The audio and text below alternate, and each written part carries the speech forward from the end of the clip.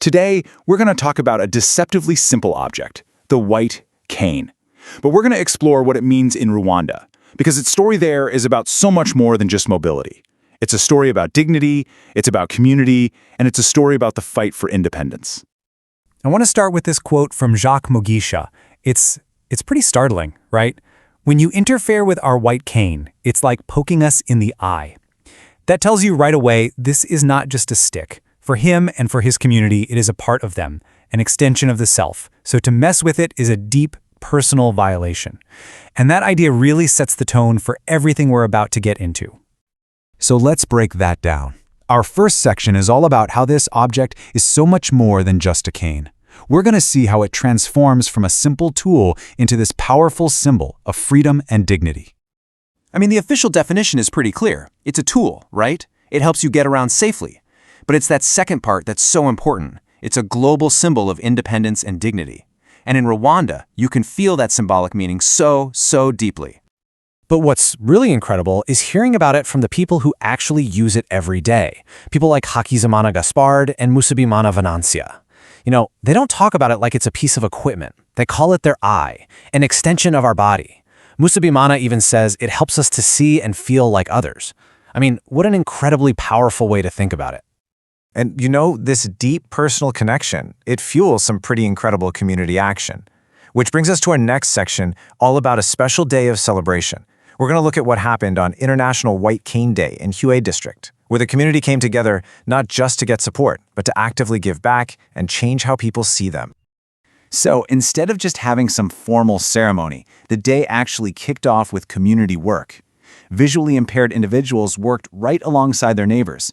And one university student, Regine Umuhoza, said it best. This was proof that they can contribute just like anyone else. It was about showing that a disability doesn't define what a person can do for their country. 300 white canes were handed out. And this number, this really gets to the heart of the story here.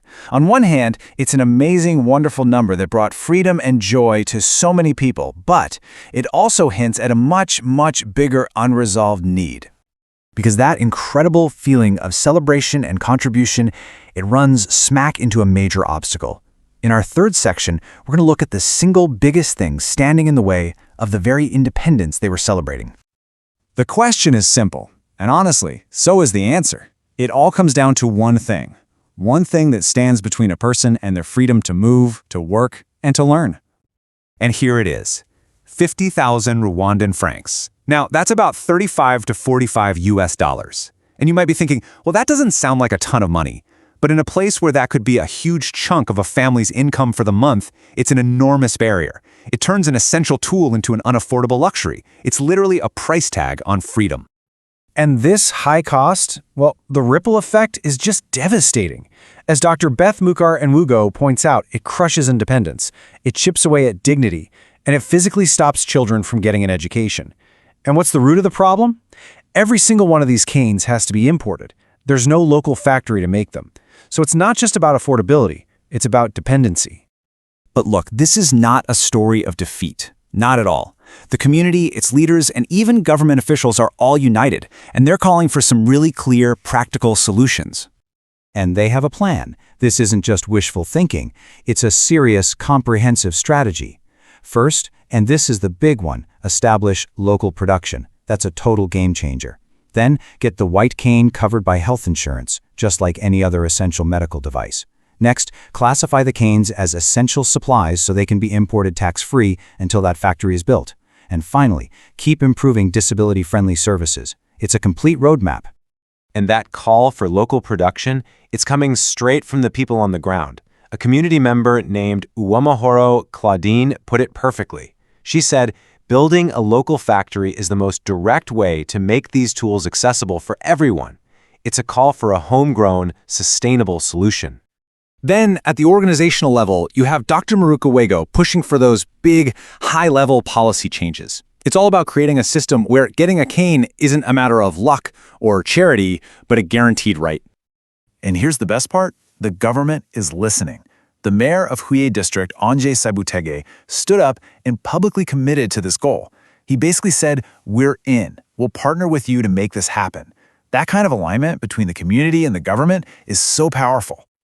So, as we wrap things up, we come back to the theme of the day itself, vision beyond the sight. Because this isn't really about physical sight, is it? It's about having the vision to build a future that's truly inclusive for every single person. And this, right here, is the core message. The entire effort, from planting thousands of trees to advocating for new laws, is all driven by this one fundamental belief. This isn't about asking for a handout. It's about demanding equal rights and the dignity that every person deserves. And that leaves us with this question. What does it actually take to see beyond sight? Well, if this story from Rwanda teaches us anything, it's that the answer involves empathy, smart policy, powerful community action, and just a basic understanding that independence is a right, not a privilege. It's about seeing the person, not the disability.